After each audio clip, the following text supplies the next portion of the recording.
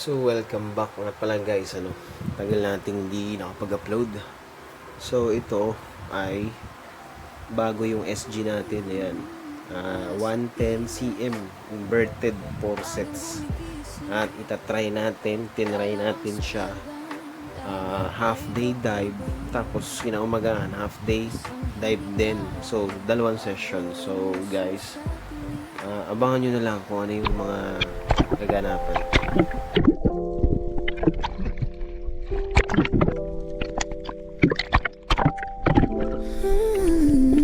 Mula sa Pias, magang gumigising, dala ang spirgan, dagat ay babaybayin. Isang hininga bago lumusong sa dilim, pakinggan ng agos, kwento ng malalim. Umpisahan natin sa lunti, aya at pantabangan doon ng bintana. I-stretch ang goma, saktong balanse, bilang sa galaw, walang tsamba o tansya. Dagdag ng pino, walang ingay ang galaw. Sa ilalim ng tubig, tahimik ang daan, lilitaw ang karpa. Bigat ang katawan, isang tumpak na asinta, isang banat lang. Kahit tilapay, magtago sa pwesto, sa tiyaga ng manghuhuli, di basta-basta. Isang hininga lang sa kababagsak sa... Eto yung SG natin, buoyancy check. So napakaganda, magaan. And then magre-reload ako dyan. Ano lang yun, kakadating na namin dito Canadian yung dive body natin, ayan. Siguro nakakatatlong dive pa lang siya. First dive niya, nakahuli agad siya ng lapu-lapu. Nagulat ako kasi nakadating lang namin, nakahuli agad siya. Pakaswerte talaga. Ayun, nakatatlo agad siya. Nakahuli pa siya ng trout. Pakabuenas talaga. Ayun, gamit niya yung isa kong SG. So dalawa kasi SG natin, diba? Ayun, siya muna ang gumagamit. So ayun. So eto, dito muna tayo sa Maori. Nahuli ko siya sa 3 meters lang. Ayan, kasi malabo kasi ang visibility sa malalim. So nagtatsaga lang ako sa reef hunt sa mababaw. Ito yung morning dive namin hanggang alas 11. Ayan, nakahuli tayo ng good size na Mamorinay o Maori snapper. Bitawang kamaman, isang bitaw sa gatilyo, hindi bibitawan. Ahon sa ibabaw, dala ang ngiti sa labi. Kuwento na uuwi sa gabi-gabing sali. Hindi nagmamadali, alam ang tamang tiyempo. Dagat at dam, dito umiikot ang mundo. Isang panas, ang hininga Ito, sa dilim. so dahil nga malabo sa malalim, dito tayo nagtiis sa mga crack sa mababaw. Ayan, sa minakita ko ilak. Ayan, ginapang ko, and then ayan, huli siya. Tsaga-tsaga lang ako sa mga crack, hanap ng parot, ng ilak. Ayan, para makahuli tayo ng pang-stock sa rep at pang-ulam. Alright, ayan, ganyan lang nasisid ko dyan. 5 meters, 3.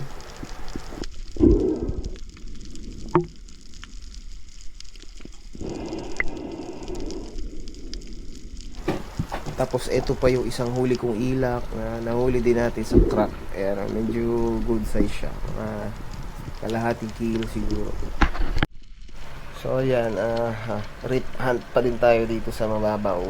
Ayan, nag-ambush ako at madaming nagpakitang kitong or rabbit fish na masarap sa sinigang. So hiwa natin isa. Babaw lang yan, around 5 to 6 meters yata.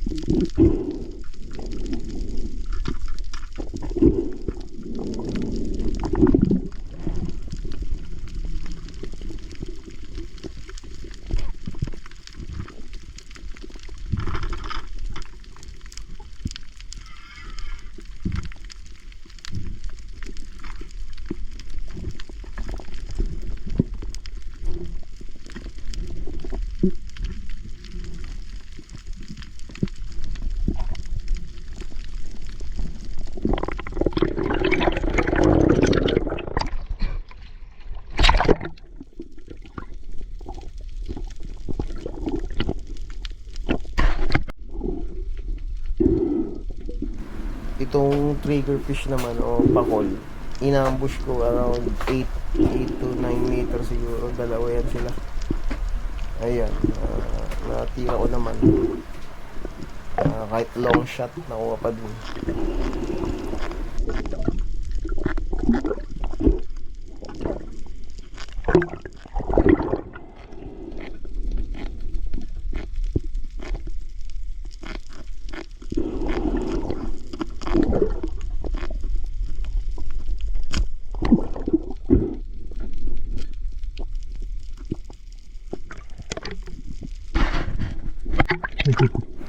Tapos dito, pagkatapos nating manghuli yung pakol, pauwi na ako, pabalik na. And then, nadaanan natin yan, sila Insan, mga legendary badjaws.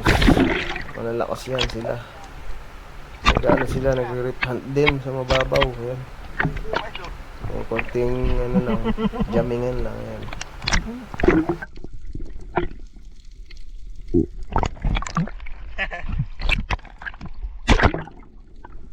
At ito yung mga nahuli natin guys. Pang ulam na din, pwede na. Madami din naman. Wala tayong masyadong video dyan kasi GoPro ko, sinatsaga ko lang, sira kasi yung power button nun eh. So bino-voice command ko lang yung pag-o-off dun.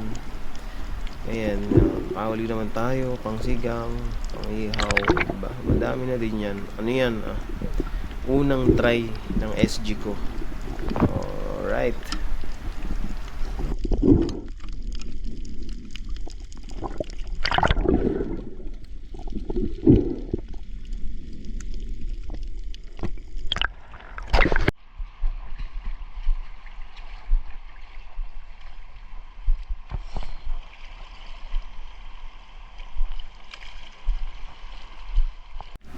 So, dito na tayo guys sa day 2. Afternoon dive ko to eh. 2 to 5 p.m. 3 hours lang eh. Huli ko yung ganda ng dagat. Pakalinaw. Napakadaming surahan na yan. Oh. Kita-kita yung surahan. Ay lang, ayaw lumapit. Ano pa lang to? Parang second dive ko pa lang. So, nag-a-adjust pa yung katawan ko dyan. Kaya, wala tayong masyadong bottom time dyan. Kaya umahon muna ako and then binalikan ko yung mga surahan. Wala na sila doon. So moving forward tayo.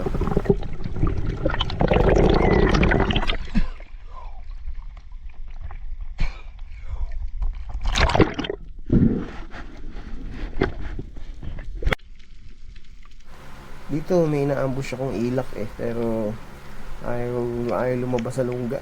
Ayan. In-enjoy ko na lang yung view, yung mga bait fish, yung linaw, yung ganda ng bait fish.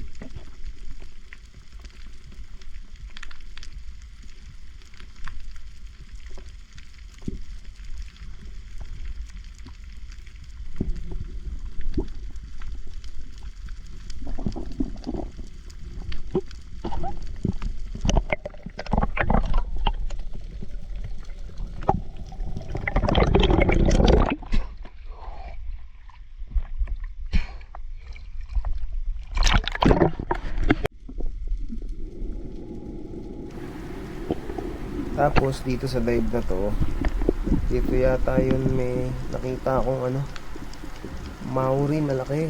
Paglingon ko sa kanan ko, sayang.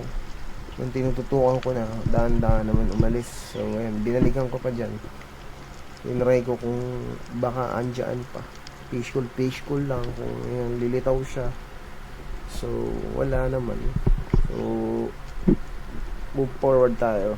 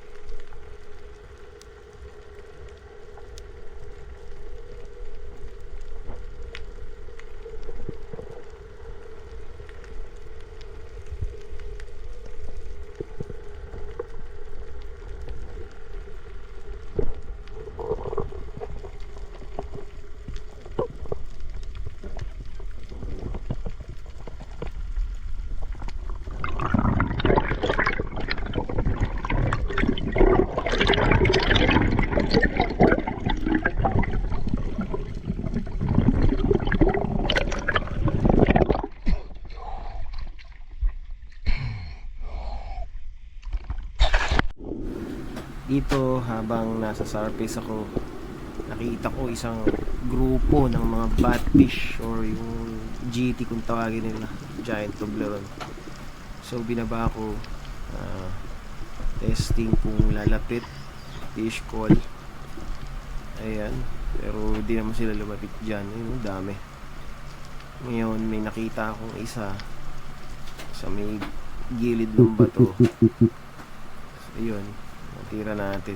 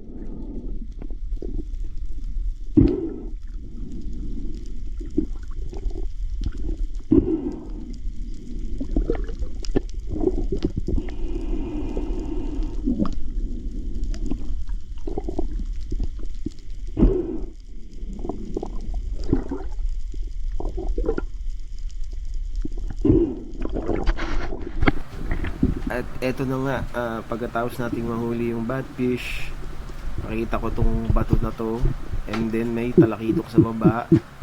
Binaba ako, drop siya tayo, at fish call, tapos konting squid hand sign. Tingnan natin kung papalapit ko. Ayan, napalapit naman natin, mabait.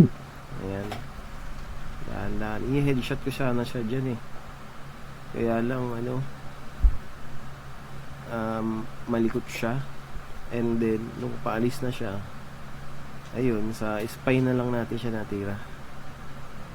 Lakas nga niya dyan, initial run niya, pumatak siya, and then iniikot niya sa bato yung yung tali natin hanggang doon sa baba. Medyo malalim na din, baka nasa 20 meters na siguro yan. Ayan nila siya. Ayan na yung initial run niya. Kung wala yung bato na yan, tinangay niya sa malalim yan. Okay na din na binuhol niya yung linya dyan sa yan. Pinatila lang yung video kasi kalating oras kaya siya nire-retrieve. Tapos yung mga black tip shark, mga 3 umiikot dyan sa bato. Balak pa akong agawan.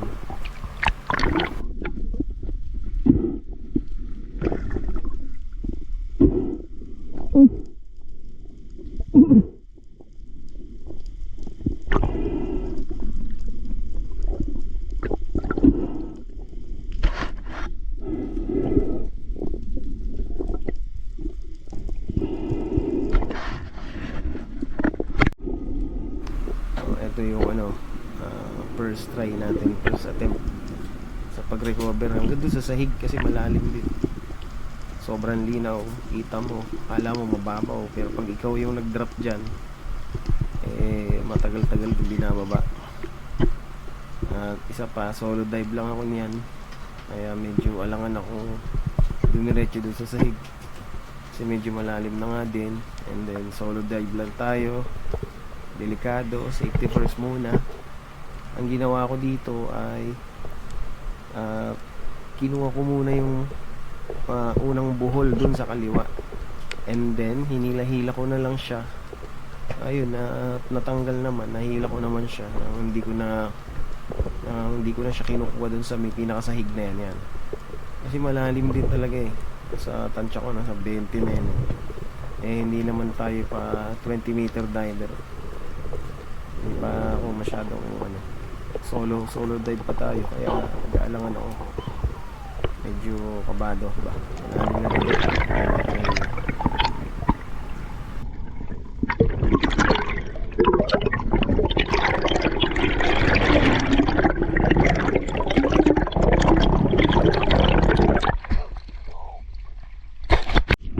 Ayan, hindi ko na nakuhanan yung pag-retrieve kasi nagloko yung GoPro natin. Pero ayan, pagkakuha ko sa kanya, gumilid muna ako. And then ayan, nag-video tayo para meron tayong remembrance ba. Ayan o, diba? Unlock tayo GT sa spearfishing. Thank you Lord sa blessings. Ayan o, ang linaw ng dagat that time, kaya paldo tayo.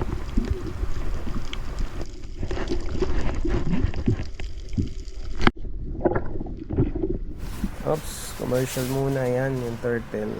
Kita natin. Ganda. May kasamang pating yan sa ilalim eh. Black tip shark. Kala ko cobia. Cobia pala.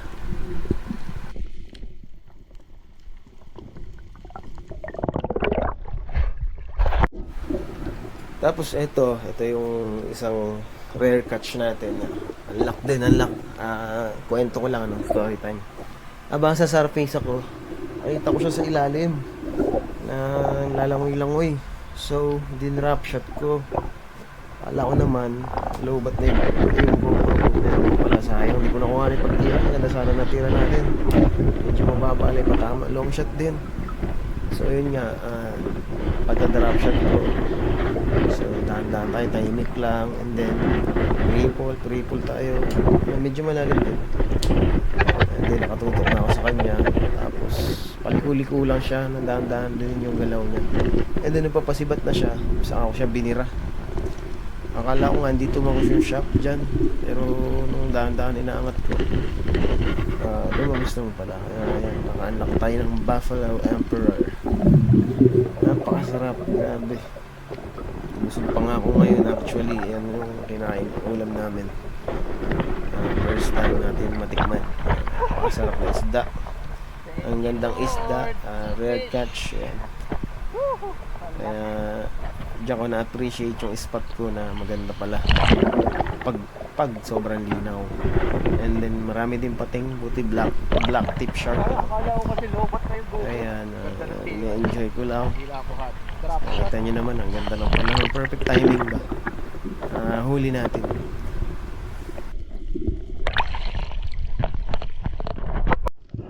So ayan, film lang tayo for the records. And then pagkatapos nito, nakahuli pa ako ng 6 bar angel fish.